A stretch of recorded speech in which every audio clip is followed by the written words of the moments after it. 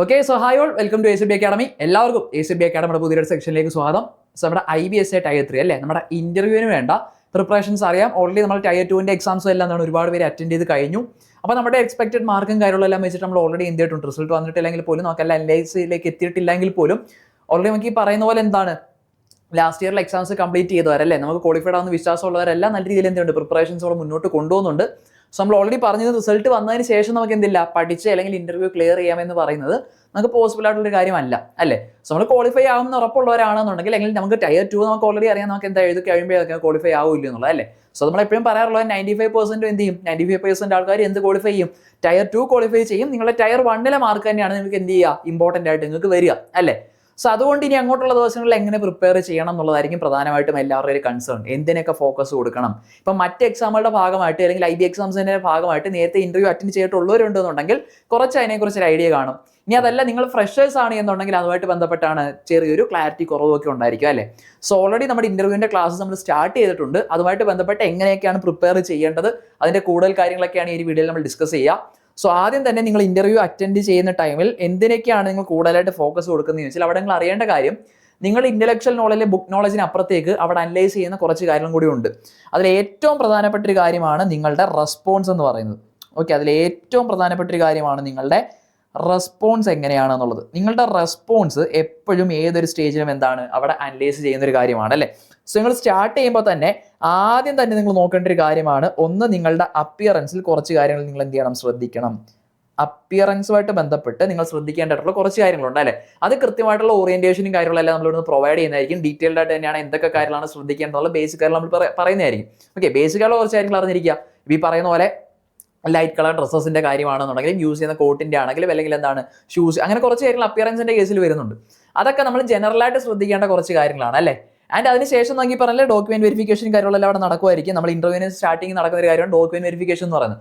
So interview മുതൽ എന്ന് പറയുമ്പോൾ നിങ്ങൾക്കറിയാം ഏറ്റവും ഇമ്പോർട്ടൻ്റ് ആണ് ഇൻട്രൊഡക്ഷൻ പാർട്ട് എന്ന് പറയുന്നത്. ഇൻട്രൊഡക്ഷൻ എന്ന് പറയുമ്പോൾ നമുക്കറിയാം മാക്സിമം ഒരു 1 minute ഒക്കെയാണ് നിങ്ങൾ എന്ത് ചെയ്യേണ്ടത്, ഇൻട്രൊഡക്ഷന് വേണ്ടി നിങ്ങൾ പ്രിപ്പയർ ചെയ്യേണ്ടത്. ഇൻട്രൊഡക്ഷൻ എപ്പോഴും ബ്രീഫ് ആയിരിക്കണം. ഓക്കെ, ഇൻട്രൊഡക്ഷൻ എപ്പോഴും ബ്രീഫ് ആയിരിക്കണം. ഒരുപാട് കാര്യങ്ങൾ നമ്മൾ വലിയ എന്തോ സംഭവമാണ് എന്ന് കാണിക്കാൻ വേണ്ടിയിട്ട് നമ്മൾ ഭയങ്കര വലിയൊരു സംഭവമാണെന്ന് കാണിക്കാൻ വേണ്ടി ആവശ്യമില്ല. ബേസിക്കലി നമ്മൾ എന്ത് ചെയ്യരുത്, തെള്ളാനായിട്ട് നിൽക്കരുത്. നമുക്കറിയാവുന്ന നമുക്ക് നോളജ് ഉള്ള ഈവൻ ഹോബീസിനെ കുറിച്ച് പറയാറുണ്ട് അല്ലേ. സോ ഇൻട്രൊഡക്ഷൻ എന്ന് പറയുന്നത് നിങ്ങൾക്ക് എപ്പോഴും ഫോളോ അപ്പ് ക്വസ്റ്റ്യൻസ് ഉണ്ടാകാൻ സാധ്യതയുള്ള ഒരു പോർഷൻ ആണ് ഏതെന്ന് പറയുന്നത്, ഇൻട്രൊഡക്ഷൻ എന്ന് പറയുന്നത്.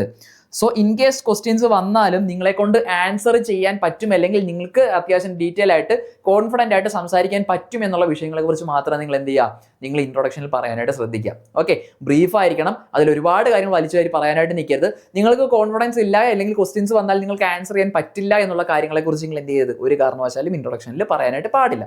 അത് വളരെ പ്രധാനപ്പെട്ട ഒരു കാര്യമാണ്. സോ ഫോളോ അപ്പ് ക്വസ്റ്റ്യൻസ് ഉറപ്പായിട്ട് അവിടെ നിന്നുണ്ടാകും. ഇന്റർവ്യൂവിന്റെ ഇൻട്രൊഡക്ഷൻ പാർട്ടിൽ നിന്നും കുറേ ക്വസ്റ്റ്യൻസ് ചോദിക്കും അല്ലേ. ഫോർ എക്സാമ്പിൾ നിങ്ങളുടെ ലോക്കൽ കറന്റ് അഫയേഴ്സ് നിങ്ങൾ അറിഞ്ഞിരിക്കുക. നിങ്ങൾ പറയുമ്പോൾ നിങ്ങൾ ജോബ് ചെയ്യുന്നത്, നിങ്ങളിപ്പോൾ വർക്ക് ചെയ്യുന്നതാണെന്നുണ്ടെങ്കിൽ നിങ്ങളുടെ ജോബ് ലൊക്കേഷൻ ഏതാണ് നിങ്ങൾ സ്പെസിഫൈ ചെയ്യേണ്ടി വരും അല്ലേ.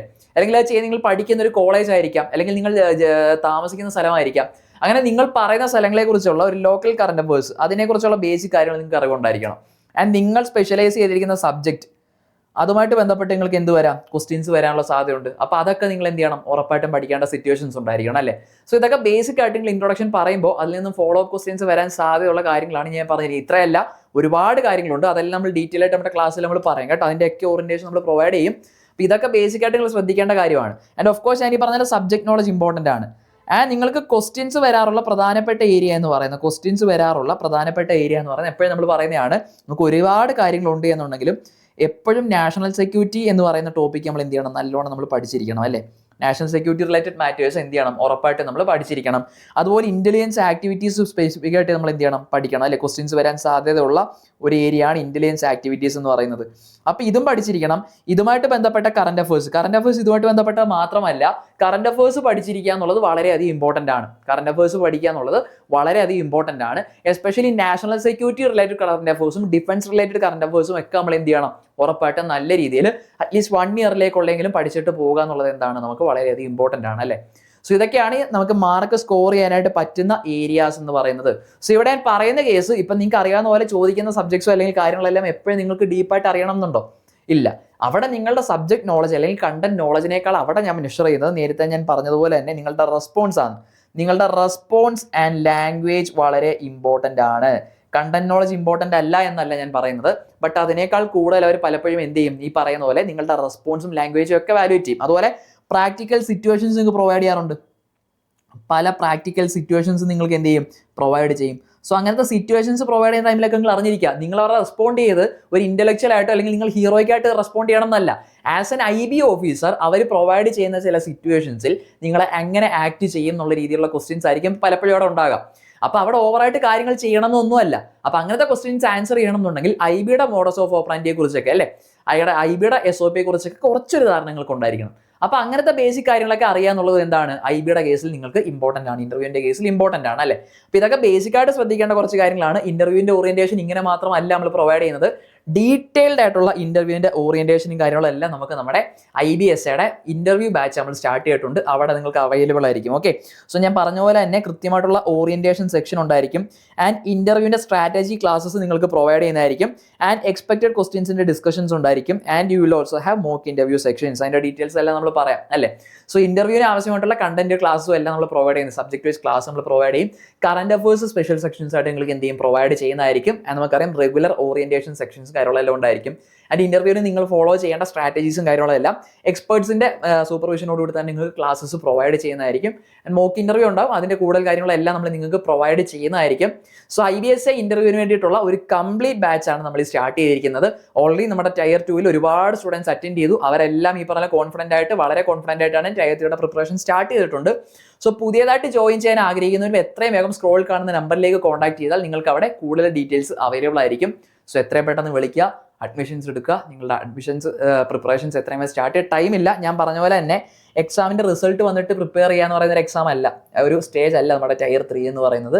ലാസ്റ്റ് സ്റ്റേജ് ആയതുകൊണ്ട് തന്നെ അതിൻ്റേതായിട്ടുള്ള ഇമ്പോർട്ടൻസ് ഇതിന് വരുന്നുണ്ട്. സ്ട്രിക്റ്റ് ആയിട്ടുള്ള വാല്യുവേഷനും കാര്യങ്ങളും എല്ലാം വരും. സോ നന്നായിട്ട് പ്രിപ്പയർ ചെയ്യേണ്ട എക്സാമാണ്. അതുകൊണ്ട് ഇനി നമുക്ക് ടൈം കളയാനായിട്ടില്ല. എത്രയും വേഗം വിളിച്ച് അഡ്മിഷൻസ് എടുക്കുക. നിങ്ങളുടെ പ്രിപ്പറേഷൻസ് നല്ല രീതിയിൽ സ്റ്റാർട്ട് ചെയ്യാനായിട്ട് ശ്രദ്ധിക്കുക. ഓക്കെ, അപ്പോൾ കൂടുതൽ അപ്ഡേറ്റ്സുമായിട്ട് നമുക്ക് നെക്സ്റ്റ് വീഡിയോയിൽ കാണാം. Till then all the best.